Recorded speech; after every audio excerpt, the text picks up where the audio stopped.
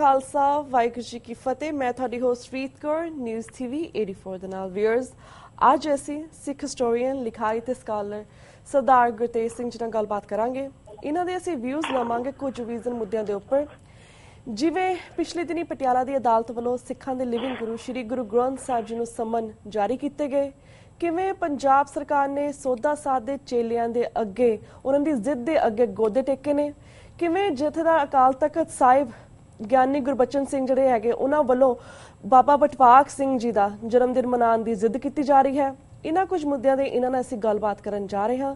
ਤਾਂ ਸਾਨੂੰ ਹੁਣ ਲਾਈਨ ਤੇ ਜੁੜ ਚੁੱਕੇ ਨੇ ਚੰਡੀਗੜ੍ਹ ਤੋਂ ਸਰਦਾਰ ਗੁਰਤੇਜ ਸਿੰਘ ਜੀ। ਵੀਰ ਜੀ ਵਾਹਿਗੁਰੂ ਜੀ ਕਾ ਖਾਲਸਾ ਵਾਹਿਗੁਰੂ ਜੀ ਕੀ ਫਤਿਹ।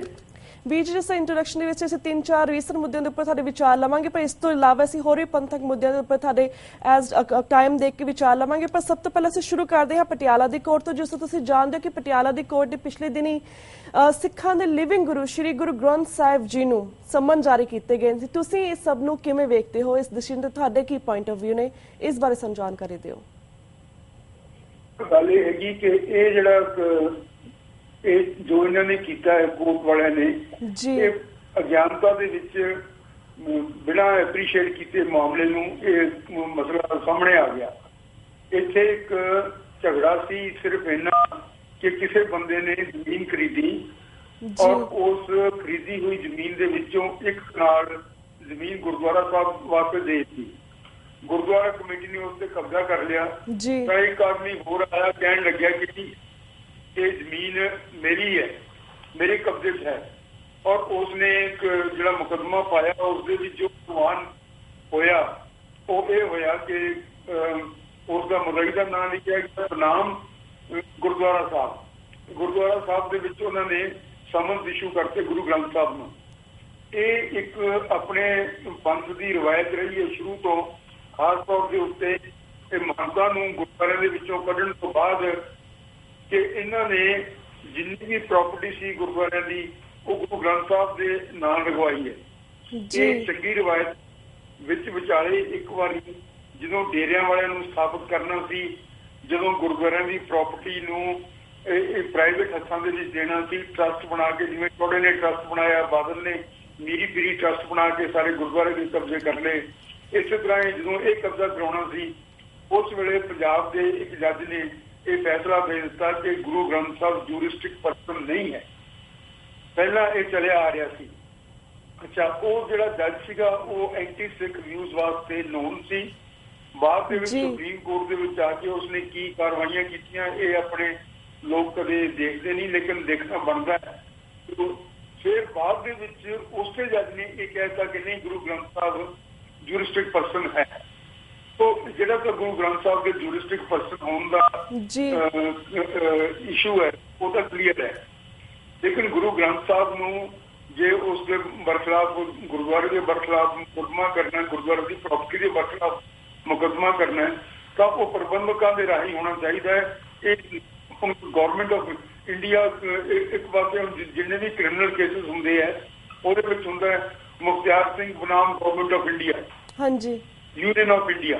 ਉਹ ਯੂਨੀਅਨ ਆਫ ਇੰਡੀਆ ਦੇ ਨੂੰ ਥੋੜਾ ਤੁਸੀਂ ਬੁਲਾ ਲੈਣਾ, ਯੂਨੀਅਨ ਆਫ ਇੰਡੀਆ ਦੇ ਕਰੰਦੇ ਆਣਗੇ ਉਹਨਾਂ ਲੋਕਾਂ ਨੂੰ, ਥਾਣੇਦਾਰ, ਹਵਾਲਦਾਰ, ਉਹ ਲੋਕ ਆਉਂਦੇ ਆ ਤੇ ਆਪਣਾ ਪੱਖ ਪੇਸ਼ ਕਰਦੇ ਆ। ਸੋ ਇਹ ਜਿਹੜੀ ਇੱਕ ਤਰ੍ਹਾਂ ਦੀ ਸਮਝੋ ਵੀ ਉਹਨਾਂ ਨੇ ਬੇਵਕੂਫੀ ਕੀਤੀ। ਜਿਨ੍ਹਾਂ ਨੇ ਮੁਕੱਦਮਾ ਕੀਤਾ ਸਭ ਤੋਂ ਪਹਿਲਾਂ ਉਹ ਗੁਰਨੈਲ ਸਿੰਘ ਨਾਂ ਦਾ ਕੋਈ ਬੰਦਾ ਹੈ, ਔਰ ਉਸ ਤੋਂ ਬਾਅਦ ਜੱਜ ਨੇ ਬੇਵਕੂਫੀ ਕੀਤੀ ਕਿ ਬਿਨਾਂ ਦੇਖੇ ਉਸਨੇ ਸ਼ਾਇਦ ਹੋ ਸਕਦਾ ਕਿਸੇ ਕਲਰਕ ਨੇ ਸਮਨ ਜਾਰੀ ਕਰਤੇ ਹੋਣ। ਸੋ ਇਹ ਪ੍ਰੋਸੀਜਰ ਦੇ ਵਿੱਚ ਹੋ ਜਾਂਦਾ ਹੈ। ਸੋ ਇਸ ਨੂੰ ਆਪਾਂ ਨੂੰ ਬਹੁਤ ਹੀ ਦੇਣੀ ਚਾਹੀਦੀ, ਲੇਕਿਨ ਜਿਹੜਾ ਇਹ ਜਨਰਲ ਐਟਮੋਸਫੀਅਰ ਚੱਲ ਰਿਹਾ ਸਸਪੀਸ਼ਨ, ਜਿਸ ਦੇ ਵਿੱਚ ਅਸੀਂ ਸ਼ੱਕ ਕਰ ਰਹੇ ਹਾਂ ਕਿਉਂਕਿ ਇਹਨਾਂ ਲੋਕਾਂ ਨੇ ਪਿਛਲੇ ਸਮਿਆਂ ਦੇ ਵਿੱਚ ਸਿੱਖੀ ਨੂੰ ਖਤਮ ਕਰਨ ਵਾਸਤੇ ਵੱਡੇ ਵੱਡੇ ਕਦਮ ਲਏ ਨੇ ਔਰ ਅਸੀਂ ਸਾਰੇ ਉਹਨਾਂ ਦੇ ਹੁਣ ਇੱਕ ਦੂਜੇ ਦਾ ਜ਼ਿਕਰ ਤੁਸੀਂ ਆਪੇ ਹੀ ਕੀਤਾ ਹੈ। ਇਹ ਸਾਰੇ ਕਦਮ ਸਿੱਖੀ ਨੂੰ ਖਤਮ ਕਰਨ ਵਾਸਤੇ ਹਨ। ਇਸ ਕਰਕੇ ਸਾਡੇ ਮਨਾਂ ਦੇ ਵਿੱਚ ਇਹ ਟੌਪਲਾ ਪੈਦਾ ਹੋ ਗਿਆ ਕਿ ਕਿਤੇ ਇਹ ਵੀ ਕਦਮ ਇਸੇ ਵਾਸਤੇ ਤਾਂ ਨਹੀਂ ਚੁੱਕਿਆ ਗਿਆ।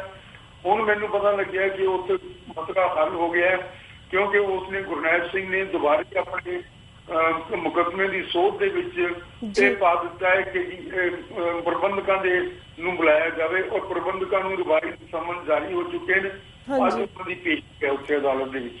ਜੀ ਵੀਰ ਜੀ ਮੇਬੀ ਮੈਨੂੰ ਪ੍ਰੋਬਲਮ ਆ ਰਹੀ, ਪਰ ਤੁਹਾਡੀ ਆਵਾਜ਼ ਬਹੁਤ ਘੱਟ ਆ ਰਹੀ ਸੀ, ਸੋ ਪਲੀਜ਼ ਥੋੜਾ ਜਿਹਾ ਹੋਰ ਵੀ ਉੱਚੀ, ਤੁਹਾਡੀ ਆਵਾਜ਼ ਗੂੰਜ ਰਹੀ ਹੈ, ਐਕਚੁਅਲੀ ਆਵਾਜ਼ ਸਹੀ ਤਰ੍ਹਾਂ ਨਹੀਂ ਆ ਰਹੀ। ਬੋਲਦੀ ਦਿਸਦੀ ਹੈ ਮੇਰੇ ਵੱਲ ਜਦੋਂ ਆਵਾਜ਼ ਆਉਂਦੀ ਹੈ ਤਾਂ ਕੁਝ ਕੋਈ ਹੋਰ ਵਿੱਚ ਬੋਲਦਾ ਰਹਿੰਦਾ ਹਰ ਵਕਤ, ਤੁਹਾਨੂੰ ਐਕੋ ਹੋ ਰਹੀ ਹੈ। ਸੋ ਵੀਰ ਜੀ ਅਸੀਂ ਟਰਾਈ ਕਰਦੇ ਹਾਂ ਇਸੇ ਤਰ੍ਹਾਂ ਗੱਲਬਾਤ ਕਰਨ ਦੀ, because live interview will be really hard for us to hang up and ਤੁਹਾਨੂੰ ਵਾਪਸ ਫੋਨ ਕਰਨਾ। ਸੋ ਅਸੀਂ ਨੈਕਸਟ ਕੁਐਸਚਨ ਦੇ ਉੱਪਰ ਹੁਣ ਚੱਲਦੇ ਹਾਂ। ਵੀਰ ਜੀ ਜਿਸ ਤਰ੍ਹਾਂ ਤੁਹਾਨੂੰ ਪਤਾ ਹੈ ਕਿ ਪਿਛਲੇ ਦਿਨੀ ਸੌਦਾ ਸਾਧ ਜਿਹੜੀ ਫਿਲਮ ਨੂੰ ਲੈ ਕੇ ਵਿਵਾਦ ਚੱਲ ਰਹੇ ਨੇ ਸੀ, ਪੰਜਾਬ ਸਰਕਾਰ ਦਾ ਅਰਬਾਂ ਰੁਪਇਆਂ ਦਾ ਨੁਕਸਾਨ ਹੋਇਆ, ਐਂਡ ਕਿਸ ਤਰ੍ਹਾਂ ਉਹਨਾਂ ਨੇ ਸੌਦਾ ਸਾਧ ਦੇ ਚੇਲਿਆਂ ਨੇ ਇੱਕ ਅੰਮ੍ਰਿਤਧਾਰੀ ਦੀ ਸਿੱਖ ਦੇ ਉੱਪਰ ਵੀ ਅਟੈਕ ਕੀਤਾ, ਇੱਕ ਹਮਲਾ ਕੀਤਾ। ਪਰ ਜਦੋਂ ਜਿਸ ਤਰ੍ਹਾਂ ਪੰਥਕ ਮਸਲੇ ਹੁੰਦੇ ਨੇ, ਜਿਹੜੀ ਪੰਜਾਬ ਦੀ ਸਰਕਾਰ ਹੈ ਉਸਨੂੰ ਸਾਲਾਂ ਸਾਲ ਲਟਕਾਈ ਰੱਖਦੀ ਹੈ, ਪਰ ਜਦੋਂ ਇਸ ਤਰ੍ਹਾਂ ਸੌਦਾ ਸਾਧਿਆਂ ਦਾ ਜਾਂ ਡੇਰਾ ਡੋਰਾਂ ਦੇ ਮਸਲੇ ਹੁੰਦੇ ਨੇ, ਇਹਨਾਂ ਦੇ ਇੱਕਦਮ ਅੱਗੇ ਗੋਡੇ ਟੇਕ ਦਿੰਦੀ ਹੈ। ਇਸ ਸਭ ਨੂੰ ਤੁਸੀਂ ਕਿਵੇਂ ਵੇਖਦੇ ਹੋ? ਦੇਖੋ ਜੀ, ਇਸ ਤਰ੍ਹਾਂ ਹੈ ਕਿ ਜਿਹੜੀ ਸਰਕਾਰ ਹੁਣ ਹੋਈ ਹੈ ਔਰ ਪਿਛਲੇ ਕੁਝ ਸਮੇਂ ਤੋਂ ਚੱਲੀ ਆ ਰਹੀ ਹੈ, ਪ੍ਰਕਾਸ਼ ਸਿੰਘ ਬਾਦਲ ਦੀ ਸਰਕਾਰ 8 ਸਾਲਾਂ ਤੋਂ ਚੱਲੀ ਆ ਰਹੀ ਹੈ। ਇਹ ਵੀ ਪ੍ਰਕਾਸ਼ ਸਿੰਘ ਬਾਦਲ ਹੁੰਦਾ ਸੀ ਜਿਸਨੇ ਪਹਿਲਾਂ ਸਰਕਾਰ ਬਣਾਈ, ਦੂਸਰੀ ਸਰਕਾਰ ਬਣਾਈ, ਉਸ ਵੇਲੇ ਉਸਨੇ ਇਸੀ ਸਰਕਾਰ ਨੂੰ ਗਵਰਨਰ ਰਾਜ ਕਰਕੇ 2-3 ਵਾਰੀ ਤੋੜਿਆ ਔਰ ਅਖੀਰਲੇ ਵਾਰੀ ਇੰਦਰਾ ਗਾਂਧੀ ਨੇ ਗਵਰਨਰ ਰਾਜ ਇੱਥੇ ਲਾਗੂ ਕੀਤਾ 1980 ਦੇ ਵਿੱਚ। ਸੋ ਇਹ ਜਿਹੜਾ ਹੈ ਹੁਣ ਪ੍ਰਕਾਸ਼ ਸਿੰਘ ਅਖੰਡ ਰਾਜ ਕਰ ਰਿਹਾ 10 ਸਾਲਾਂ ਤੋਂ, ਇਸ ਦੇ ਵਿੱਚ ਇਸ ਦਾ ਰਾਜ ਛੁਪਿਆ ਹੋਇਆ। ਇਹ ਐਤਕੀ ਵਾਰੀ ਉਹਨਾਂ ਦੇ ਨਾਲ ਠੇਕਾ ਕਰਕੇ ਆਇਆ ਹੈ ਕਿ ਮੈਂ ਸਿੱਖੀ ਨੂੰ ਖਤਮ ਕਰ ਦਿਆਂਗਾ ਪੰਜਾਬ ਦੇ ਵਿੱਚੋਂ, ਔਰ ਇਸ ਕਰਕੇ ਜਿੰਨੇ ਵੀ ਡੇਰੇਦਾਰ ਹਨ, ਜਿੰਨੇ ਵੀ ਲੋਕ ਹਨ ਜੋ ਸਿੱਖੀ ਦੇ ਬਰਖਲਾਫ, ਸਿੱਖੀ ਦੇ ਵਿੱਚ ਸ਼ਿਜ਼ਮ ਪੈਦਾ ਕਰਕੇ, ਸ਼ਿਰਕ ਪੈਦਾ ਕਰਕੇ, ਜਿਸ ਨੂੰ ਇਸਲਾਮ ਦੇ ਵਿੱਚ ਸ਼ਿਰਕ ਕਹਿੰਦੇ ਨੇ, ਉਹ ਪੈਦਾ ਕਰਕੇ ਆਪਣੇ ਅਲੱਗ-ਅਲੱਗ ਡੇਰੇ ਆਦ ਬਣਾ ਰਹੇ ਹਨ, ਉਹਨਾਂ ਲੋਕਾਂ ਦੀ ਸਪੋਰਟ ਦੇ ਉੱਤੇ ਇਹ ਆਇਆ ਹੋਇਆ ਹੈ। ਔਰ ਇਹਦਾ ਮਕਸਦ ਸਿਰਫ ਸਿੱਖੀ ਨੂੰ ਖਤਮ ਕਰਨਾ ਹੈ। ਜਿਸ ਵੇਲੇ ਨਿਰੰਕਾਰੀਆਂ ਦਾ ਮਸਲਾ ਸੀ ਤਾਂ ਇਸ ਨੇ ਪੁੱਜ ਕੇ ਨਿਰੰਕਾਰੀਆਂ ਦੀ ਮਦਦ ਕੀਤੀ ਔਰ ਇਹ ਭਰੋਸਾ ਵਾਸਤੇ ਸਰਕਾਰ ਨੂੰ ਕਿ ਮੈਂ ਸਿੱਖਾਂ ਦੇ ਬਰਖਲਾਫ ਹਾਂ, ਇਸ ਨੇ ਇਹ ਜਿਹੜੀ ਆਪਣੀ ਗੱਦੀ ਹਾਸਲ ਕੀਤੀ ਹੈ। ਹੁਣ ਇਹ ਰਾਧਾ ਸਵਾਮੀਆਂ ਦੇ ਇੱਥੇ ਚੰਡੀਗੜ੍ਹ ਦੇ ਮੁਹਾਲੀ ਦੇ ਵਿੱਚ ਸਾਹਿਬਜ਼ਾਦਾ ਅਜੀਤਗੜ੍ਹ ਦੇ ਵਿੱਚ ਇਹ ਕੋਈ 100-150 ਏਕੜ ਜ਼ਮੀਨ ਸਾਰੀ ਉਹਨਾਂ ਨੂੰ ਰਾਧਾ ਸਵਾਮੀਆਂ ਨੂੰ ਲੋਕਾਂ ਕੋਲੋਂ ਖੋ ਕੇ ਦਾ ਮਤਲਬ ਅਕਵਾਇਰ ਕਰਕੇ ਸਸਤੇ ਰੇਟ ਦੇ ਉੱਤੇ ਔਰ ਸਾਰੀ ਰਾਧਾ ਸਵਾਮੀਆਂ ਨੂੰ ਦਿੱਤੀ ਹੋਈ ਹੈ, ਜਿਸ ਦੀ ਕੀਮਤ ਹਜ਼ਾਰਾਂ ਕਰੋੜ ਰੁਪਏ ਹੈ। ਔਰ ਇੱਥੇ ਦੇਖ ਲਓ ਤੁਸੀਂ, 1 ਕਨਾਲ ਦੇ ਪਿੱਛੇ ਗੁਰੂ ਗ੍ਰੰਥ ਸਾਹਿਬ ਦੇ ਬਰਖਲਾਫ ਸਮਨ ਜਾਰੀ ਹੋ ਜਾਂਦੇ। ਸੋ ਇਹ ਜਿਹੜਾ ਸਾਰਾ ਮਸਲਾ ਹੈ ਇਹ ਸਿਰਫ ਸਿੱਖੀ ਨੂੰ ਖਤਮ ਕਰਨ ਦਾ ਮਸਲਾ ਹੈ। ਔਰ ਇਹ ਹੁਣ ਜਦੋਂ ਤਾਂ ਇੱਕ ਦਿਨ ਕੁਝ ਘੰਟਿਆਂ ਵਾਸਤੇ ਬੰਦ ਕੀਤਾ ਗਿਆ, 2 ਘੰਟੇ ਕੇ 4 ਘੰਟੇ, ਤਾਂ ਸਰਕਾਰ ਹੈ ਸਖਤੀ ਨਾਲ ਲਿਖਿਆ ਇਹਨਾਂ ਨੇ ਕਿ ਲੋਕਾਂ ਦੀਆਂ ਪੱਗਾਂ ਲਾਈਆਂ ਔਰ ਉਹਨਾਂ ਦੇ ਜੁੱਤੀਆਂ ਮਾਰੀਆਂ ਔਰ ਉਹਨਾਂ ਨੂੰ ਅਰੈਸਟ ਕੀਤਾ। ਉਹ 5-7 ਦਿਨ ਲੋਕ ਜਿਹੜੇ ਰਿਸਪੈਕਟੇਬਲ ਲੀਡਰ ਸੀ ਉਹ 7 ਦਿਨ ਜੇਲ੍ਹਾਂ ਦੇ ਵਿੱਚ ਰੁਲਦੇ ਰਹੇ। ਇਹ ਸਾਰਾ ਕੁਝ ਕੀਤਾ, ਲੇਕਿਨ ਇਹ ਸੌਦਾ ਸਾਹਿਬ ਦਾ ਤੁਹਾਡੇ ਸਾਹਮਣੇ ਹੋਇਆ। ਇਸ ਤੋਂ ਪਹਿਲਾਂ ਬਿਆਨਾਂ ਦੇ ਵਿੱਚ ਜਿਹੜਾ ਮਸਲਾ ਹੋਇਆ ਸੀ ਤੇ ਉਸ ਤੋਂ ਬਾਅਦ ਜਲੰਧਰ ਵਾਲਿਆਂ ਨੇ ਜੋ ਪ੍ਰੋਟੈਸਟ ਕੀਤਾ ਸੀ, ਅੱਗਾਂ ਲਾਈਆਂ, ਬੱਸਾਂ ਸਾੜੀਆਂ, ਕਿਸੇ ਨੂੰ ਕੋਈ ਅਰੈਸਟ ਨਹੀਂ ਕੀਤਾ, ਕਿਸੇ ਦਾ ਕੋਈ ਐਕਸ਼ਨ ਨਹੀਂ ਲਿਆ ਔਰ ਹੁਣ ਵੀ ਸੌਦਾ ਸਾਹਿਬ ਦੇ ਬਰਖਲਾਫ ਕੋਈ ਐਕਸ਼ਨ ਨਹੀਂ, ਕੋਈ ਕਿਸੇ ਤਰ੍ਹਾਂ ਦਾ ਨਹੀਂ। ਇਹ ਕੋਈ ਮਸਲਾ ਹੈ ਕਿ ਜੀ ਅਸੀਂ ਆਪਦੀ ਫਿਲਮ ਦਿਖਾਉਣੀ ਹੈ, ਤੁਸੀਂ ਦਿਖਾਉਣੀ ਹੈ, ਲੋਕਾਂ ਨੇ ਦੇਖਣੀ ਨਹੀਂ। ਉਹ ਸਿਨੇਮੇ ਵਾਲੇ ਲਾ ਨਹੀਂ ਰਹੇ ਉਸ ਫਿਲਮ ਨੂੰ ਔਰ ਛੱਤੀਸਗੜ੍ਹ ਦੇ ਵਿੱਚ ਵੀ ਉਸ ਨੂੰ ਬੈਨ ਕਰ ਦਿੱਤਾ ਗਿਆ ਕਿਉਂਕਿ ਉਹ ਇੱਕ ਸੈਂਸਲੈਸ ਕਿਸਮ ਦਾ ਡਰਾਮਾ ਹੈ ਔਰ ਜਿਸ ਦਾ ਕੋਈ ਸਿਰ ਨਹੀਂ ਪੈਰ ਨਹੀਂ, ਸਿਰਫ ਉਹ ਸਾਧ ਨੂੰ ਇਹ ਦਰਸਾਉਣ ਵਾਸਤੇ ਕੋਈ ਵੱਡਾ ਉਹ ਇੱਕ ਕਰੂਡ ਕਿਸਮ ਦੀ ਦਾ ਪ੍ਰੋਫਿਟ ਹੈ, ਇਹੋ ਜਿਹਾ ਇਹ ਫਿਲਮ ਬਣਾਈ ਗਈ ਹੈ। ਹੁਣ ਇਸ ਨੂੰ ਦੇਖਣ ਦੇ ਵਿੱਚ ਕਿੰਨੇ ਕੁ ਲੋਕ ਇੰਟਰਸਟਿਡ ਹੈ, ਮੈਨੂੰ ਇਹ ਦੱਸਿਆ ਗਿਆ ਹੈ ਜਿਹੜੇ ਲੋਕ ਦੇਖ ਕੇ ਆਉਂਦੇ ਹੈ ਉਹ ਹੱਸਦੇ ਹੋਏ ਮਖੌਲਦੇ ਹੋਏ ਆਉਂਦੇ ਆ ਵੀ ਇਹ ਕੀ ਫਿਲਮ ਸੀ, ਜਿਸ ਤਰ੍ਹਾਂ ਬਾਂਦਰਾ ਵਾਂਗੂ ਟਪੂਸੀਆਂ ਮਾਰਦਾ ਉਹਦੇ ਵਿੱਚ। ਇਹ ਸਾਰਾ ਕੁਝ ਇਹ ਹੁਣ ਜੇ ਨਹੀਂ ਲੋਕ ਦੇਖਣਾ ਚਾਹੁੰਦੇ ਤੇ ਸਿਨੇਮੇ ਵਾਲੇ ਨਹੀਂ ਦਿਖਾਉਣਾ ਚਾਹੁੰਦੇ, ਇਸ ਦੀ ਬਜਾਏ ਕਿ ਤੁਸੀਂ ਪੰਜਾਬ ਨੂੰ ਤੁਸੀਂ ਬੰਦੀ ਬਣਾ ਦਿਓ 2 ਦਿਨਾਂ ਵਾਸਤੇ, ਤੁਸੀਂ ਸਿਨੇਮੇ ਵਾਲਿਆਂ ਨੂੰ ਤੁਹਾਡੇ ਕੋਲ ਪੈਸੇ ਬੁੱਕੜੇ, ਤੁਸੀਂ ਸਿਨੇਮੇ ਵਾਲਿਆਂ ਨੂੰ ਸਾਰਿਆਂ ਨੂੰ 1 ਕਰੋੜ ਰੁਪਇਆ ਦੇ ਦਿਓ ਔਰ ਉਹਨਾਂ ਨੂੰ ਕਹੋ ਵੀ ਸਿਰਫ ਇਹੀ ਫਿਲਮ ਚਲਾਉਣੀ ਹੈ 10 दिन चलाई जान, 20 दिन चलाई जान, जो कोई देखने नहीं आएगा तो उन्होंने नुकसान तो नहीं होगा। सो ये लोग जिहड़े हैगे ये सिੱਖੀ ਨੂੰ खत्म करने वास्ते सज्जी बांह बने हुए हैं। और हुण जो आ रहे हैं बादल समझ आए कि इन्हां दी वोट, लेकिन ये एक बहाना है। ਆਪਾਂ पिछले समय ਦੇ ਵਿੱਚ ਦੇਖਿਆ ਹੈ कि सरसे के नेड़े तेड़े जिन्ने भी बंदियां ਨੂੰ ਇਹਨੇ सपोर्ट ਕੀਤਾ साहब ने वो सारे के सारे हार गए। कांग्रेस के और बीजेपी के आदमी जिन्ने भी इन्हें सपोर्ट किए वो सारे सारे हार गए। दिल्ली के विच बड़ा जप से भी मैं एक बीजेपी की सपोर्ट के उत्ते आ गया, मैं हूँ सारे लोगों वोटां पाउणियां इन्हां दे हक दे विच। और तुसीं देखिया भी उहदे 3 सीटां सिर्फ बीजेपी जित सकी, बाकी दी 37-40 सीटां वो केजरीवाल जित गया। सो ये इन्हां दा प्रभाव कुछ नहीं हुंदा, लेकिन इस चीज का बहाना बना के सौदा साहब का अपना कुड़म तो इलेक्शन हार गया, जिथे कहता भी मेरा बहुत प्रभाव है। सो ये लोग एक बहाना बना लेंगे अपने प्रकाश सिंह बादल वर्गे ਜਿਹੜੇ ਸਰਕਾਰ ਦੇ ਨਾਲ ਮਿਲੇ ਹੋਏ ਆ, ਸਿੱਖਾਂ ਨੂੰ ਮਲੀਆਂ ਕਰਨਾ ਚਾਹੁੰਦੇ ਆ, ਸਿੱਖੀ ਨੂੰ ਖਤਮ ਕਰਨਾ ਚਾਹੁੰਦੇ ਆ।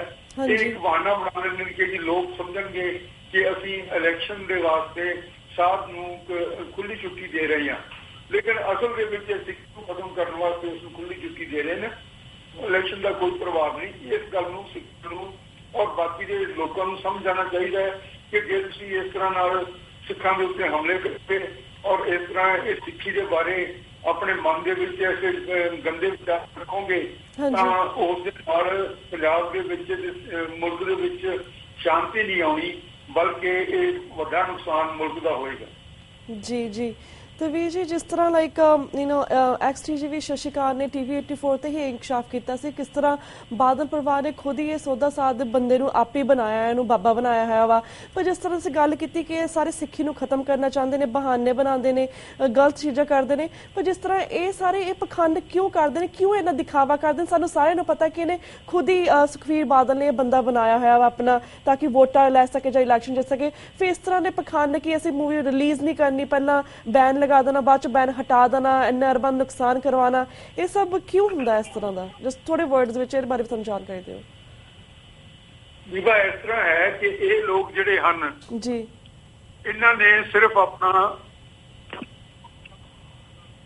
हुंदा है और सिर्फ इस करके ये लोग इहो जिहे पखंड करदे ने। इत्थे जनता अनपढ़ है और वो गुमराह है। जिस तरह गुरु नानक साहब ने फरमाया सी उस वेले कि हों भाल विकुन्नी होई हनेरे राह न कोई। लोगों की जिंदगी अनसर्टन है, इकनॉमिकली लोग बहुत पछड़े हुए हैं, गरीबी दे विच खुबे हुए हैं। उन्हां नूं लगदा है कि किसी ना किस तरह नाल कोई मिरेकल हो जाए, कोई साध कोई साडा टूणा जादू कर देवे ते असीं इस मुल्क दे विच सन्मानयोग जिंदगी बसर कर सकीए। इस किस्म का भरोसा दिंदे लोगों नूं। तुसीं ओह आसा बापू का देखिया होया कि किस तरह का उहदे नाल की उहदा वरतारा रहा है और किन्ने हज़ारां करोड़ लखां करोड़ की जायदाद इकट्ठी कर चुकिया है। और इत्थे इसदा देखिया साईं बाबा का पखंड असीं कोई किन्नी देर तो अद्धी सदी तो देखते चले आ रहे हैं। और उसदे कमरे दे विचों अपने जाती कमरे दे विचों किन्ने मन सोना, किन्ने मन घड़ियां, किन्ने मन मूर्तियां सोने दियां चांदी दियां आदि निकलियां। ये आपां नूं सारिआं नूं पता है। हुण ये लोग इस चीज़ का फायदा उठाउंदे ने, लोकां दी मानसिकता का जिहड़ी कि डरी हुई है, जिहड़ी कि एक किस्म का उन्हां दे विच भय पैदा हो गया कि असीं किसी अध्यात्मक शक्ति ਦੀ ਸਰਪ੍ਰਸਤੀ ਤੋਂ ਬਿਨਾਂ ਜਿਉ ਨਹੀਂ ਸਕਦੇ ਸਨਮਾਨਯੋਗ ਤਰੀਕੇ ਨਾਲ। ਸਾਡੀ ਇਕਨੋਮਿਕ ਪ੍ਰੋਗਰੈਸ ਨਹੀਂ ਹੋ ਸਕਦੀ ਉਸ ਤੋਂ ਬਿਨਾਂ। ਉਹ ਲੋਕ ਇਹਨਾਂ ਦੇ ਮਗਰ ਲੱਗ ਜਾਂਦੇ ਨੇ ਔਰ ਉਹ ਦੇਖਦੇ ਨਹੀਂ। ਰਾਮਪਾਲ ਦਾ ਮਸਲਾ ਆਪਾਂ ਪਿਛਲੇ ਸਮਿਆਂ ਦੇ ਵਿੱਚ ਦੇਖਿਆ। ਉਹ ਲੋਕ ਇਹ ਨਹੀਂ ਸਮਝਦੇ ਕਿ ਇਹਦੇ ਨਾਲ ਉਹ ਹੋਰ ਗਰੀਬ ਹੋਣਗੇ, ਜਿੰਨੇ ਪੈਸੇ ਇਹਨਾਂ ਨੂੰ ਦੇਣਗੇ ਉਹਨੇ ਨਾਲ ਤਾਂ ਬੱਚੇ ਪੜ੍ਹਾਏ ਜਾ ਸਕਦੇ ਨੇ। ਵਿਆਜ ਨਹੀਂ ਸਮਝਦੇ। ਇਹ ਜਿਹੜਾ ਮਸਲਾ ਹੈ ਸਾਰੇ ਦਾ ਸਾਰਾ ਇਸ ਦੇ ਵਿੱਚ ਆਪਾਂ ਸਿੱਖੀ ਦਾ ਚਾਨਣ ਫੈਲਾਉਣਾ ਸੀ ਔਰ ਦੱਸਣਾ ਸੀ ਲੋਕਾਂ ਨੂੰ। ਲੇਕਿਨ ਸਿੱਖੀ ਦਾ ਚਾਨਣ ਜਿੰਨਾ ਸ਼ਕਤੀਆਂ ਨੇ ਫੈਲਾਉਣਾ ਹੈ, ਅਕਾਲ ਤਖਤ ਹੈ, ਜਿਸ ਸ਼੍ਰੋਮਣੀ ਕਮੇਟੀ ਹੈ, ਲੋਕ ਆਣਗੇ, ਧਰਮ ਪ੍ਰਚਾਰ ਕਮੇਟੀ ਹੈ, ਉਹ ਲੋਕ ਇਹਨਾਂ ਦੀ ਗ੍ਰਿਫਤ ਦੇ ਵਿੱਚ ਹਨ ਜਿਨ੍ਹਾਂ ਨੇ ਪਖੰਡ ਔਰ ਅੰਧੇਰਾ ਫੈਲਾ ਕੇ ਇਸ ਮੁਲਕ ਦੇ ਵਿੱਚ ਇੱਕ ਕੁਲੀਨ ਵਰਗ ਨੂੰ ਸ਼ਾਸਨ ਦੇ ਵਿੱਚ ਕਾਇਮ ਰੱਖਣਾ ਹੈ ਔਰ ਬਾਕੀ ਦੇ ਲੋਕਾਂ ਨੂੰ ਉਹਨਾਂ ਦਾ ਗੁਲਾਮ ਬਣਾਉਣਾ ਹੈ। ਉਹ ਜਿਨ੍ਹਾਂ ਦਾ ਇਹ ਪਰਪਸ ਹੈ ਕਿ ਸ਼੍ਰੋਮਣੀ ਕਮੇਟੀ ਗੁਰੂ ਨਾਨਕ ਸਾਹਿਬ ਇੱਕ ਚਾਨਣ ਦੇ ਤੌਰ ਦੇ ਉੱਤੇ ਜਿਉਂ ਕਰ ਸੂਰਜ ਨਿਕਲਿਆ ਤਾਰੇ ਛਪੇ ਅੰਧੇਰ ਪਲੋਆ, ਇਹ ਗੁਰੂ ਨਾਨਕ ਆਇਆ ਸੀ ਔਰ ਉਸ ਗੁਰੂ ਨਾਨਕ ਨੂੰ ਅਸੀਂ ਹੋਰ ਪਰਦੇ ਪਾ ਕੇ ਉਸਦਾ ਜਿਹੜਾ ਚਾਨਣ ਸੀ ਉਸ ਨੂੰ ਵੰਡਣ ਤੋਂ ਰੋਕਿਆ ਤੇ ਅਸੀਂ ਬੇਲੋੜੀ ਕੱਟੜਤਾ ਵਧਾ ਕੇ ਖਾਮਖਾਹ ਦੀਆਂ ਗੱਲਾਂ ਕਰਕੇ ਲੋਕਾਂ ਨੂੰ ਬਦਦਨ ਕੀਤਾ ਤਾਂ ਕਿ ਉਹ ਗੁਰੂ ਨਾਨਕ ਨੂੰ ਵੀ ਇੱਕ ਕੱਟੜ ਸਾਧ ਸਮਝਣ ਲੱਗ ਪੈਣ ਔਰ ਉਹਨਾਂ ਦਾ ਜਿਹੜਾ ਅਸਲ ਸਿੱਖੀ ਦਾ ਚਾਨਣ ਹੈ ਉਹ ਲੋਕਾਂ ਤੱਕ ਪਹੁੰਚ ਨਾ ਸਕੇ। ਇਹਦੇ ਵਿੱਚ ਸਾਡੀ ਅਣਗਹਿਲੀ ਵੀ ਹੈ, ਇਹਦੇ ਵਿੱਚ ਸਰਕਾਰਾਂ ਦੇ ਆਪਣੇ ਮਨਸੂਬੇ ਵੀ ਹਨ, ਇਸ ਦੇ ਵਿੱਚ ਸਾਧਾਂ ਦੀ ਮਨੋ ਆਕਾਂक्षा ਵੀ ਹੈ ਕਿ ਅਸੀਂ ਬੜੇ ਧਨਾਟ ਔਰ ਇਹ ਅਸਲੇ ਸੌਦਾ ਸਾਧ ਸਭ ਤੋਂ ਅਮੀਰ ਸਾਧਾਂ ਦੇ ਵਿੱਚੋਂ ਗਿਣਿਆ ਜਾਂਦਾ ਹੈ ਔਰ ਇਸ ਦੀ ਜਾਇਦਾਦ ਦਾ ਕੋਈ ਹਿਸਾਬ ਕਿਤਾਬ ਨਹੀਂ। ਇਹ ਸਾਰੇ ਕਾਸੇ ਦਾ ਹੱਲ ਜਿਹੜਾ ਹੈ ਉਹ ਇਹ ਹੈ ਕਿ ਜਿਸ ਤਰ੍ਹਾਂ ਕਿ ਕਨਸਟੀਟਿਊਸ਼ਨ ਦੇ ਵਿੱਚ ਡਾਇਰੈਕਟਿਵ ਪ੍ਰਿੰਸੀਪਲ ਦੇ ਵਿੱਚ ਲਿਖਿਆ ਹੋਇਆ ਹੈ ਕਿ ਸਟੇਟ ਜਿਹੜਾ ਹੈ ਉਹ ਹਿੰਦੁਸਤਾਨ ਦਾ ਸਟੇਟ ਇਹਨਾਂ ਦੀ ਜਿਹੜੀ ਇਹ ਅੰਧ ਵਿਸ਼ਵਾਸ ਫੈਲਾਉਂਦੇ ਨੇ ਇਸ ਦੇ ਬਰਖਲਾਫ ਪ੍ਰਚਾਰ ਕਰੇਗਾ। ਜੇ ਸਟੇਟ ਉੱਤੇ ਟੈਕਸ ਲਾ ਕੇ ਔਰ ਇਹਨਾਂ ਦਾ ਵੇਰਵਾ ਇਕੱਠਾ ਕਰਨ ਲੱਗ ਪਵੇ ਔਰ ਜੋ ਇਹਨਾਂ ਦੇ ਕੋਲ ਪਹਿਲਾਂ ਹੁੰਦਾ ਹੈ ਜੇ ਉਸ ਨੂੰ ਨਸ਼ਰ ਕਰਨ ਲੱਗ ਪਵੇ ਤਾਂ ਇਹ ਸਾਧਾਂ ਦਾ ਪ੍ਰਭਾਵ ਘਟ ਸਕਦਾ ਹੈ। ਉਹ ਆਸਾਰਾਮ ਬਾਪੂ ਜਦੋਂ ਉਹ ਨਿਰਭਇਆ ਕੁੜੀ ਦਾ ਉਹਦੇ ਨਾਲ ਬਲਾਤਕਾਰ ਵਗੈਰਾ ਹੋਇਆ ਤਾਂ ਉਦੋਂ ਕਹਿੰਦਾ ਸੀ ਕਿ ਇਹ ਕੁੜੀ ਨੇ ਗਲਤੀ ਕੀਤੀ, ਜੇ ਉਹਨਾਂ ਨੂੰ ਭਰਾ ਕਹਿ ਦਿੰਦੀ, ਭਾਈ ਕਹਿ ਦਿੰਦੀ ਤੇ ਰੱਖੜੀ ਬੰਨ ਉਹਨਾਂ ਦੇ ਹੱਥ ਦੇ ਉੱਤੇ ਗੁੱਟ ਦੇ ਉੱਤੇ ਤਾਂ ਇਸ ਦੇ ਨਾਲ ਇਸ ਤਰ੍ਹਾਂ ਦਾ ਵਤੀਰਾ ਨਹੀਂ ਸੀ ਹੋ ਸਕਦਾ। ਲੇਕਿਨ ਆਪਾਂ ਦੇਖਿਆ ਕਿ ਉਹ 15-14 ਸਾਲ ਦੀ ਨਾਬਾਲਗ ਕੁੜੀ ਉਹ ਵਿਚਾਰੀ ਬਾਪੂ ਵੀ ਕਹਿੰਦੀ ਰਹੀ ਇਸ ਨੂੰ ਤੇ ਫਿਰ ਵੀ ਜੋ ਹੋਇਆ ਸੋ ਹੋਇਆ। ਸੋ ਇਹ ਲੋਕ ਜੋ ਹਨਗੇ ਇਹ ਲੋਕ ਸਿਰਫ ਅੰਧ ਵਿਸ਼ਵਾਸ ਫੈਲਾ ਕੇ ਲੋਕਾਂ ਨੂੰ ਐਕਸਪਲੋਇਟ ਕਰਨਾ ਚਾਹੁੰਦੇ ਆ। ਹਰ ਕਿਸਮ ਦਾ ਐਕਸਪਲੋਇਟੇਸ਼ਨ ਇਹਦੇ ਵਿੱਚ ਇਕਨੋਮਿਕ ਵੀ ਹੈ, ਸਰੀਰਕ ਵੀ ਹੈ ਔਰ ਸਮਾਜਿਕ ਵੀ ਹੈ। ਹਰ ਕਿਸਮ ਦੇ ਐਕਸਪਲੋਇਟੇਸ਼ਨ ਕਰਕੇ ਔਰ ਇਹ ਲੋਕ ਨਾਲ ਦੀ ਨਾਲ ਚੰਗੇ ਸਾਧ ਤੇ ਪ੍ਰੋਫਿਟ ਆਪਣੇ ਆਪ ਨੂੰ ਮਸ਼ਹੂਰ ਕਰਦੇ ਨੇ। ਬਿਲਕੁਲ ਬਿਲਕੁਲ। ਤੇ ਵੀਰ ਜੀ ਜਿਸ ਅਸੀਂ ਭਾਰਤ ਦੀ ਅਦਾਲਤ ਦੀ ਵੀ ਗੱਲ ਕੀਤੀ, ਪਟਿਆਲਾ ਅਦਾਲਤ ਦੀ ਵੀ ਗੱਲ ਕੀਤੀ, ਅਸੀਂ ਪੰਜਾਬ ਸਰਕਾਰ ਦੀ ਵੀ ਗੱਲ ਕੀਤੀ, ਹੁਣ ਅਸੀਂ ਗੱਲ ਕਰਾਂਗੇ ਜਥੇਦਾਰ ਅਕਾਲ ਤਖਤ ਸਾਹਿਬ। ਜਿਸ ਨੂੰ ਜਾਣਦੇ ਕਿ ਜਥੇਦਾਰ ਅਕਾਲ ਤਖਤ ਸਾਹਿਬ ਵੱਲੋਂ ਗਿਆਨੀ ਗੁਰਬਚਨ ਸਿੰਘ ਜੀ ਵੱਲੋਂ ਭੂਤਾਂ ਪ੍ਰੇਤਾਂ ਵਾਲੇ ਜਿਹੜੇ ਬਾਬਾ ਵਡਭਾਗ ਸਿੰਘ ਜੀ ਆ ਕਹਿੰਦੇ ਉਹਨਾਂ ਦਾ ਜਨਮ ਦਿਨ ਮਨਾਇਆ ਜਾਣਾ ਚਾਹੀਦਾ ਹੈ, ਜਿਸ ਨੂੰ ਗੁਰੂ ਪਾਤਸ਼ਾਹ ਜੀ ਨੇ ਹੀ ਸਿੱਖੀ ਤੋਂ ਛੇਕਿਆ ਹੋਇਆ ਸੀਗਾ। ਉਹਨਾਂ ਨੂੰ ਹੀ ਉਹਨਾਂ ਦਾ ਜਨਮ ਦਿਨ ਮਨਾਉਣ ਦੀ ਇਹ ਕੋਸ਼ਿਸ਼ ਕਰ ਰਹੇ, ਸਲਾਹ ਦੇ ਨੇ। ਦੂਸਰੇ ਪਾਸੇ ਰਾਮ ਰਾਈਆਂ ਤੇ ਧੀਰ ਮੜੀਆਂ ਦਾ ਕਹਿੰਦੇ ਨੇ ਬਾਈਕਾਟ ਵੀ ਖਤਮ ਕਰ ਦੇਣਾ ਆਪਾਂ ਸਿੱਖੀ ਸਿਧਾਂਤਾਂ ਦੇ ਅਨੁਸਾਰ। ਤੁਸੀਂ ਕਿੱਥੇ ਤੱਕ ਸਮਝਦੇ ਕਿ ਜਥੇਦਾਰ ਅਕਾਲ ਤਖਤ ਸਾਹਿਬ ਦਾ ਜਿਹੜਾ ਫੈਸਲਾ ਕਿੱਥੇ ਤੱਕ ਸਹੀ ਹੈ? ਤੁਸੀਂ ਇਸ ਸਭ ਨੂੰ ਕਿਵੇਂ ਵੇਖਦੇ ਹੋ? ਇਸ ਬਾਰੇ ਵੀ ਸਾਡੇ 3-4 ਮਿੰਟ ਦੇ ਵਿੱਚ ਆਪਣੇ ਵਿਚਾਰ ਸਾਡੇ ਦਰਸ਼ਕਾਂ ਨਾਲ ਸਾਂਝੇ ਕਰੋ। ਇਹ ਇਸ ਤਰ੍ਹਾਂ ਵਿਭਾ ਕਿ ਜਿਹੜਾ ਸਾਡਾ ਜਿਹਨੂੰ ਆਪਾਂ ਜਥੇਦਾਰ ਅਕਾਲ ਤਖਤ ਕਹਿੰਦੇ ਆ ਜੀ, ਉਹ ਪ੍ਰਕਾਸ਼ ਸਿੰਘ ਬਾਦਲ ਦਾ ਇੱਕ ਤਨਖਾਹਦਾਰ ਨੌਕਰ ਹੈ ਔਰ ਉਸ ਦਾ ਕੋਈ ਟੈਨਿਓਰ ਫਿਕਸ ਨਹੀਂ। ਜਿਸ ਵੇਲੇ ਮਰਜ਼ੀ ਉਸ ਨੂੰ ਉਸ ਦੀ ਛੁੱਟੀ ਕਰ ਸਕਦਾ ਹੈ ਔਰ ਉਸ ਨੂੰ ਘਰ ਬਿਠਾ ਸਕਦਾ ਹੈ। ਜੋ ਇਸ ਦੀ ਬੈਕਗ੍ਰਾਉਂਡ ਹੈ, ਇਹ ਇੱਕ ਸੇਵਾਦਾਰ ਦੇ ਤੌਰ ਦੇ ਉੱਤੇ ਕੰਮ ਕਰਦਾ ਸੀ ਮੁਕਤਸਰ ਦੇ ਗੁਰਦੁਆਰੇ ਦੇ ਵਿੱਚ ਜੀ। ਉੱਥੇ ਵਰਸ਼ਾ ਪੜ ਕੇ ਖੜੇ ਨੂੰ ਕਈ ਲੋਕਾਂ ਨੇ, ਮੈਂ ਵੀ ਦੇਖਿਆ, ਤੇ ਇਸ ਕਿਸਮ ਦਾ ਇਹਦਾ ਬੈਕਗ੍ਰਾਉਂਡ ਹੈ। ਇਸ ਦੇ ਵਿੱਚ ਜਦੋਂ ਇਸ ਨੂੰ ਇੰਨੇ ਪੈਸੇ ਔਰ ਲੋਕਾਂ ਨੂੰ ਐਕਸਪਲੋਇਟ ਕਰਨ ਦਾ, ਲੋਕਾਂ ਦਾ ਸ਼ੋਸ਼ਣ ਕਰਨ ਦਾ ਲਾਇਸੈਂਸ ਮਿਲ ਜਾਂਦਾ ਅਕਾਲ ਤਖਤ ਦੇ ਨਾਂ ਦੇ ਉੱਤੇ, ਤਾਂ ਇਹ 300 ਕਰੋੜ ਦੇ 100 ਕਰੋੜ ਦੇ ਹੋਟਲ ਬਣਾਉਣ ਦੇ ਕਾਬਲ ਹੋ ਜਾਂਦਾ ਹੈ। ਸੋ ਇਹ ਆਦਮੀ ਜਿਹੜਾ ਹੈ, ਜਿਹੜੇ ਵੀ ਕੋਈ ਇਸ ਤਰ੍ਹਾਂ ਦੇ ਆਦਮੀ ਆਉਣਗੇ ਜਿਨ੍ਹਾਂ ਨੂੰ ਅਸੀਂ ਆਪਣੇ ਆਪ ਜਥੇਦਾਰ ਅਕਾਲ ਤਖਤ ਆਪਣੀ ਅਗਿਆਨਤਾ ਦੇ ਵਿੱਚ ਸਮਝੀ ਜਾਈਏ ਤਾਂ ਵੱਖਰੀ ਗੱਲ ਹੈ। ਇਹ ਲੋਕ ਪ੍ਰਕਾਸ਼ ਸਿੰਘ ਬਾਦਲ ਦੇ ਜਾਂ ਜੋ ਵੀ ਕੋਈ ਸਿਆਸਤ ਦੇ ਉੱਤੇ ਹਾਵੀ ਹੋਏਗਾ ਉਸ ਦੇ ਉਹ ਨੌਕਰ ਹੋਣਗੇ। ਹੁਣ ਤੁਸੀਂ ਦੇਖਿਆ ਕਿ ਪਿਛਲੇ ਸਮਿਆਂ 4 ਸਾਲ ਤਕਰੀਬਨ ਹੋ ਗਏ ਨੇ ਸ਼੍ਰੋਮਣੀ ਕਮੇਟੀ ਦੀ ਚੋਣ ਹੋਈ ਨੂੰ, ਲੇਕਿਨ ਅੱਜ ਤੱਕ ਉਹ ਸ਼੍ਰੋਮਣੀ ਕਮੇਟੀ ਕਬਜ਼ਾ ਨਹੀਂ ਕਰ ਸਕੀ ਔਰ ਉਸ ਦੀ ਜਿਹੜਾ ਜਨਰਲ ਹਾਊਸ ਦਾ ਨੋਟੀਫਾਈ ਨਹੀਂ ਹੋ ਸਕਿਆ। ਤਾਂ ਸ਼੍ਰੋਮਣੀ ਕਮੇਟੀ ਤੋਂ ਬਿਨਾਂ ਇੱਕ ਸਿਰਫ ਪੁਰਾਣੀ ਐਗਜ਼ੈਕਟਿਵ ਕਮੇਟੀ ਨੂੰ ਲੈ ਕੇ ਤੇ ਰਾਜ ਇਨ ਗੁਰਦੁਆਰਿਆਂ ਦੇ ਉੱਤੇ ਸਾਰੀ ਐਡਮਿਨਿਸਟ੍ਰੇਸ਼ਨ ਚੱਲ ਰਹੀ ਹੈ।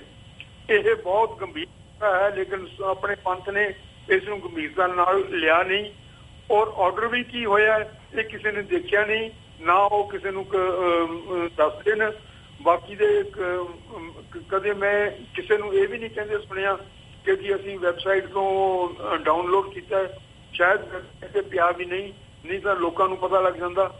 ਹੁਣ ਇਹ ਜਿਹੜਾ ਆਰਡਰ ਇਸ ਤਰ੍ਹਾਂ ਦਾ ਇੱਕ ਗਲਤ ਜਿਹਾ ਆਰਡਰ ਲੈ ਕੇ ਅੱਗੇ ਪਹਿਲਾਂ ਕੀ ਹੋਇਆ ਸੀਗਾ, ਜਿਸ ਵੇਲੇ ਇਹ ਜਿਸ ਨੂੰ ਅੱਤਵਾਦ ਕਹਿੰਦੇ ਨੇ, ਜਦੋਂ ਪੰਜਾਬ ਨੇ ਆਪਣੀ ਜ਼ਮੀਰ ਦੇ ਅਨੁਸਾਰ ਆਪਣੀ ਆਜ਼ਾਦੀ ਵਾਸਤੇ ਪੰਜਾਬ ਦੇ ਲੋਕਾਂ ਨੇ ਲੜਾਈ ਸ਼ੁਰੂ ਕੀਤੀ ਜਾਂ ਸੰਘਰਸ਼ ਕੀਤਾ, ਤਾਂ ਉਸ ਸਮੇਂ ਕੀ ਹੋਇਆ ਸੀਗਾ ਕਿ ਇੱਕ ਕਾਨੂੰਨ ਬਣਾਇਆ ਗਿਆ।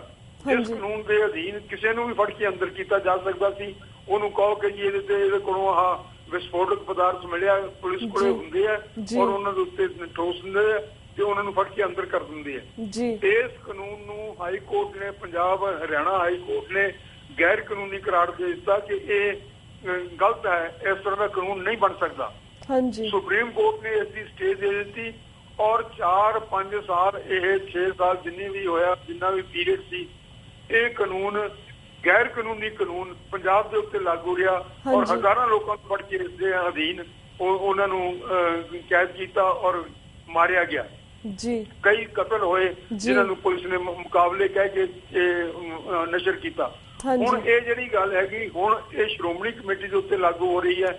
ਉਹਦੀ ਧਰਮ ਪ੍ਰਚਾਰ ਕਮੇਟੀ ਕੋਲੋਂ ਵੱਡੇ ਜਿਹੜੇ ਆਪਣੇ ਸਕਾਲਰ ਕਹਾਉਂਦੇ ਨੇ ਅੱਜ ਕੱਲ, ਉਹਨਾਂ ਦੀ ਜਿਸ ਵੇਲੇ ਤੁਸੀਂ ਬੋਲਦੀ ਸੀ, ਜਿਸ ਵੇਲੇ ਉਹ ਡਾਇਰੈਕਟਰ ਸਨ, ਉਸ ਵੇਲੇ ਇਹਨਾਂ ਕੋਲ ਸਿੱਖ ਇਤਿਹਾਸ ਨਾਮ ਦੀ ਕਿਤਾਬ ਹਿੰਦੀ ਦੇ ਵਿੱਚ ਲਿਖਵਾਈ ਗਈ, ਜਿਸ ਦੇ ਵਿੱਚ ਗੁਰੂ ਸਾਹਿਬਾਨ ਦੀ ਬੇਅਦਬੀ ਕੀਤੀ ਗਈ ਔਰ ਸਿੱਖ ਮੂਵਮੈਂਟ ਨੂੰ ਇੱਕ ਬਹੁਤ ਘਟੀਆ ਤਰੀਕੇ ਨਾਲ ਹਿੰਦੂ ਧਰਮ ਦਾ ਛੋਟਾ ਜਿਹਾ ਅੰਗ ਬਣਾ ਕੇ ਪੇਸ਼ ਕੀਤਾ ਗਿਆ। ਇਹ ਸਾਰਾ ਕੁਝ ਸ਼੍ਰੋਮਣੀ ਕਮੇਟੀ ਨੇ ਕੀਤਾ, ਜਿਨ੍ਹਾਂ ਦਾ ਫਰਜ਼ ਸੀ ਕਿ ਇਹ ਧਰਮ ਪ੍ਰਚਾਰ ਕਮੇਟੀ ਨੇ ਕੀਤਾ ਔਰ ਉਹ ਜਿਹੜਾ ਹਿਸਟੋਰੀਕਲ ਡਾਇਰੈਕਟਰੇਟ ਸੀ ਉਸਨੇ ਕੀਤਾ, ਸ਼੍ਰੋਮਣੀ ਕਮੇਟੀ ਜੀ ਨੇ।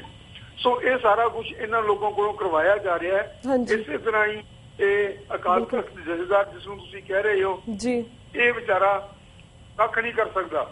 ਇਸ ਨੂੰ ਸਿਰਫ ਹੁਣ ਤੁਸੀਂ ਗਿਆਨੀ ਕਿਰਪਾਲ ਸਿੰਘ ਦਾ ਸੁਣਿਆ ਹੀ ਹੋਇਆ ਕਿ ਗਿਆਨੀ ਕਿਰਪਾਲ ਸਿੰਘ ਇਸ਼ਨਾਨ ਕਰਨ ਚੱਲਿਆ ਸੀ ਤੇ ਉਸ ਨੂੰ ਆ ਗਿਆ ਵੀ ਤੂੰ ਅਸਤੀਫਾ ਲਿਖ ਦੇ। ਉਸਨੇ ਕਿਹਾ ਵੀ ਮੈਂ ਜਿਹੜਾ ਨਹਾ ਕੇ ਆਉਣਾ ਤੇ ਮੈਂ ਆ ਕੇ ਕਰ ਦਿੰਦਾ। ਉਹ ਕਹਿੰਦੇ ਨਹੀਂ, ਪਹਿਲਾਂ ਤੂੰ ਇਹ ਤਾਂ ਇਸ ਦੇ ਉੱਤੇ ਲੋਕਾਂ ਨੇ ਮਖੌਲ ਦੇ ਤੌਰ ਦੇ ਉੱਤੇ ਉਹ ਮੈਂ ਵੀ ਕਾਫੀ ਪ੍ਰਚਲਿਤ ਕੀਤਾ ਕਿ ਪ੍ਰਥਮ ਅਸਤੀਫਾ ਪਾਛੇ ਇਸ਼ਨਾਨ, ਇਹ ਨਵਾਂ ਬਣਿਆ ਸਿੱਖੀ ਦਾ ਇੱਕ ਅਸੂਲ ਤੇ ਪ੍ਰਕਾਸ਼ ਸਿੰਘ ਬਾਦਲ ਨੇ ਪ੍ਰੋਮਲਗੇਟ ਕੀਤਾ। ਇਹ ਪ੍ਰਕਾਸ਼ ਸਿੰਘ ਬਾਦਲ ਸਿੱਖੀ ਦੀ ਨੁਹਾਰ ਨੂੰ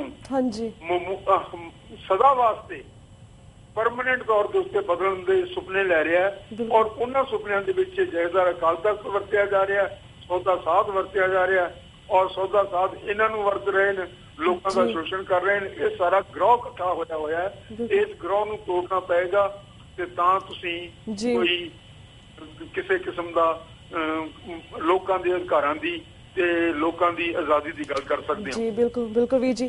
ਪਰ ਵੀਰ ਜੀ ਇਹ ਤਾਂ ਚਲੋ ਤਿੰਨ ਮੁੱਦੇ ਤੇ ਗੱਲਬਾਤ ਕੀਤੀ, ਪਰ ਇੱਕ ਬਹੁਤ ਚੰਗੀ ਗੱਲ ਹੋਈ ਪਿਛਲੇ ਦਿਨਾਂ ਦੇ ਵਿੱਚ, ਜਿਸ ਤਰ੍ਹਾਂ ਤੁਸੀਂ ਜਾਣਦੇ ਕਿ ਦੋ ਪੰਥਕ ਜਥੇਬੰਦੀਆਂ ਜਿਹੜੀਆਂ ਸੀਆਂ, ਦਲ ਖਾਲਸਾ ਤੇ ਅਕਾਲੀ ਦਲ ਪੰਚ ਪ੍ਰਧਾਨੀ, ਉਹ ਇਕੱਠੀਆਂ ਹੋਈਆਂ ਨੇ।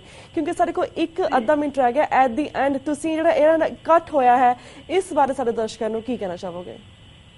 ਤੁਸੀਂ ਇਸ ਇਕੱਠ ਵਾਸਤੇ ਮੈਂ ਬਹੁਤ ਦੇਰ ਤੋਂ ਤਰਜ਼ਲ ਕਰ ਰਿਹਾ ਸੀ। ਮੈਂ ਕੋਸ਼ਿਸ਼ ਵੀ ਕੀਤੀ 2 ਸਾਲਾਂ ਤੋਂ ਕਿ ਸਾਰੀਆਂ ਪੰਥਕ ਜਥੇਬੰਦੀਆਂ ਇਕੱਠੀਆਂ ਹੋ ਜਾਣ, ਲੇਕਿਨ ਸਿਮਰਨਜੀਤ ਸਿੰਘ ਮਾਨ ਬਜ਼ਿੱਦ ਹੈ ਔਰ ਉਹ ਹੁਣ ਤੱਕ ਵੀ ਬਜ਼ਿੱਦ ਹੈ। ਪਿਛਲੇ ਮਹੀਨੇ ਵੀ ਮੀਟਿੰਗ ਹੋਈ ਕਿ ਜਿਹੜਾ ਵੀ ਕੋਈ ਇਕੱਠਾ ਹੋਵੇ ਮੇਰੀ ਪ੍ਰਧਾਨਗੀ ਦੇ ਹੇਠ ਹੋਵੇ। ਇਹ 30-31 ਸਾਲਾਂ ਦੇ ਵਿੱਚ ਕੁਝ ਵੀ ਪੰਥ ਦਾ ਡਿਲੀਵਰ ਨਹੀਂ ਕਰ ਸਕਿਆ ਔਰ 42% ਤੋਂ ਵੋਟਾਂ 0.1% ਤੇ ਆ ਗਈਆਂ ਜੋ ਇਸ ਨੂੰ ਵੋਟਾਂ ਪੈਂਦੀਆਂ ਨੇ ਪੰਜਾਬ ਦੇ ਵਿੱਚ। ਲੇਕਿਨ ਇਹ ਢੀਠਾਈ ਦੇ ਨਾਲ ਉਸ ਉਹਦੇ ਉੱਤੇ ਕਾਇਮ ਰਹਿ ਕੇ ਔਰ ਪੰਥ ਦੇ ਵਿੱਚ ਫੁੱਟ ਪਾ ਰਿਹਾ ਔਰ ਅਸੀਂ ਦੇਖ ਰਹੇ ਹਾਂ ਕਿ ਇਹ ਸਿੱਧੇ ਤੌਰ ਦੇ ਉੱਤੇ ਪ੍ਰਕਾਸ਼ ਸਿੰਘ ਬਾਦਲ ਦੀ ਮਦਦ ਕਰ ਰਿਹਾ ਔਰ ਉਸ ਨੂੰ ਜੋ ਵੋਟਾਂ ਉਸ ਨੂੰ ਨਹੀਂ ਪੈ ਸਕਦੀਆਂ ਪੰਥਕ ਵੋਟਾਂ ਹਨ ਉਹਨਾਂ ਨੂੰ ਗੁੰਮਰਾਹ ਕਰਕੇ ਆਪਣੇ ਹੱਕ ਦੇ ਵਿੱਚ ਕਰ ਰਿਹਾ। ਇਸ ਕਿਸਮ ਦੀ ਇਹਦੀ ਚਾਲ ਚੱਲ ਰਹੀ ਸੀ। ਇਸ ਦਾ ਹੱਲ ਸੀ ਸਾਰੇ ਇਕੱਠੇ ਹੁੰਦੇ। ਤਾਂ ਜਿਹੜੀਆਂ ਦੋ ਜਥੇਬੰਦੀਆਂ ਇਕੱਠੀਆਂ ਹੋ ਗਈਆਂ ਨੇ, ਇਹ ਬੜਾ ਅੱਛਾ ਕੀਤਾ ਇਹਨਾਂ ਨੇ। ਪਰ ਮੈਂ ਇਹਨਾਂ ਨੂੰ ਇਹ ਰਿਕੁਐਸਟ ਕਰਾਂਗਾ ਪਬਲਿਕਲੀ ਵੀ, ਔਰ ਮੈਂ ਜਾਤੀ ਤੌਰ ਦੇ ਉੱਤੇ ਵੀ ਇਹਨਾਂ ਨੂੰ ਕਹਿ ਚੁੱਕਿਆ ਜੀ ਕਿ ਤੁਸੀਂ ਬਾਕੀ ਇਲੈਕਸ਼ਨਾਂ ਦੇ ਵਿੱਚ ਵੀ ਹਿੱਸਾ ਲਓ ਜੇ ਲੈ ਸਕਦੇ ਹੋ। ਇਹ ਕਹਿੰਦੇ ਆ ਕਿ ਅਸੀਂ ਨਹੀਂ ਲੈਣਾ, ਲੇਕਿਨ ਗੁਰਦੁਆਰਾ ਇਲੈਕਸ਼ਨ ਦੇ ਵਿੱਚ ਲਾਜ਼ਮੀ ਹਿੱਸਾ ਲਓ, ਕਿਉਂਕਿ ਗੁਰਦੁਆਰੇ ਆਪਣੇ ਹਨ। 11 ਦੇ ਹੱਥਾਂ ਦੇ ਵਿੱਚ ਜਾ ਕੇ ਸਾਨੂੰ ਇਸ ਤਰ੍ਹਾਂ ਸੌਦਾ ਸਾਦਾ ਦੀਆਂ, ਵਡਭਾਗ ਸਿੰਘ ਦੇ ਜਨਮ ਦਿਨ ਮਨਾਉਣ ਦੀਆਂ ਔਰ ਸਾਰਾ ਕੁਝ ਕਰਨ ਦੀਆਂ ਇਹ ਅਲਾਮਤਾਂ ਜਿਹੜੀਆਂ ਹਨ ਸਿੱਖੀ ਨੂੰ ਖਤਮ ਕਰਨ ਵਾਸਤੇ ਇਹ ਚੁਰਲੀਆਂ ਛੱਡੀਆਂ ਜਾਂਦੀਆਂ ਨੇ, ਉਹਨਾਂ ਨੂੰ ਬੰਦ ਕੀਤਾ ਜਾਵੇ। ਇਸ ਕਰਕੇ ਤਗੜੇ ਹੋ ਕੇ ਇਹਨਾਂ ਜਥੇਬੰਦੀਆਂ ਨੂੰ ਗੁਰਦੁਆਰਾ ਇਲੈਕਸ਼ਨ ਦੇ ਵਿੱਚ ਡਟ ਕੇ ਹਿੱਸਾ ਲੈਣਾ ਚਾਹੀਦਾ ਹੈ, ਤਾਂ ਕਿ ਇਹ ਕਮ ਸੇ ਕਮ ਗੁਰਦੁਆਰੇ ਆਜ਼ਾਦ ਕਰਾ ਕੇ ਇਹਨਾਂ ਲੋਕਾਂ ਕੋਲੋਂ ਕੋਈ ਆਪਣਾ ਯੋਗਦਾਨ ਲੋਕਾਂ ਨੂੰ ਦਿਖਾ ਸਕਣ। ਜੀ ਜੀ ਵੀਰ ਜੀ, ਥੈਂਕ ਯੂ ਸੋ ਮਚ ਕਿ ਤੁਸੀਂ ਇਹਨਾਂ 3-4 ਮੁੱਦਿਆਂ ਦੇ ਜਿਹੜੇ ਰੀਸੈਂਟ ਮੁੱਦੇ ਸੀਗੇ ਉਹਨਾਂ ਦੇ ਉੱਪਰ ਪੂਰੇ ਵੇਰਵੇ ਸਹਿਤ ਆਪਣੇ ਵਿਚਾਰ ਜਿਹੜੇ ਸਾਡੇ ਦਰਸ਼ਕਾਂ ਨਾਲ ਸਾਂਝੇ ਕੀਤੇ। ਤੁਹਾਡਾ ਬਹੁਤ ਬਹੁਤ ਧੰਨਵਾਦ। ਹੁਣ ਅਸੀਂ ਤੁਹਾਡੇ ਕੋਲ ਇਜਾਜ਼ਤ ਲੈਂਦੇ ਹਾਂ। ਤੁਹਾਡਾ ਵੀ ਧੰਨਵਾਦ ਜੀ। ਵਾਹਿਗੁਰੂ ਜੀ ਕਾ ਖਾਲਸਾ, ਵਾਹਿਗੁਰੂ ਜੀ ਕੀ ਫਤਿਹ। ਵਿਊਅਰਸ, ਇਸ ਦੇ ਨਾਲ ਅਸੀਂ ਤੁਹਾਡੇ ਕੋਲ ਇਜਾਜ਼ਤ ਲੈਂਦੇ ਹਾਂ। ਕੱਲ੍ਹ ਮਿਲਾਂਗੇ ਸੇਮ ਟਾਈਮ ਸੇਮ ਸ਼ੋਅ ਤੇ। ਤਦ ਤੱਕ ਲਈ ਵਾਹਿਗੁਰੂ ਜੀ ਕਾ ਖਾਲਸਾ, ਵਾਹਿਗੁਰੂ ਜੀ ਕੀ